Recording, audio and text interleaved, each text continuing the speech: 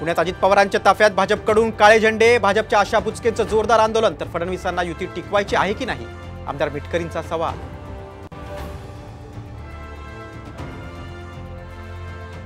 अजित पवारांचे पुत्र जय पवार अचानक रोहित पवारांच्या मतदारसंघात, जर जनतेने बोलावलं तर पुन्हा येणार, जय पवारांचं सूचक विधान.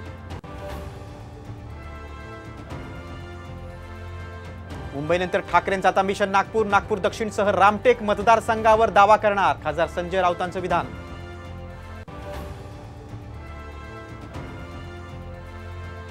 पुण्यातल्या पोर्शे कार अपघातातल्या अल्पवयीन आरोपीला आरटीओने दिले वाहतुकीचे धडे, ट्रेनिंग बाबत बाळगली कमालीची गुप्तता.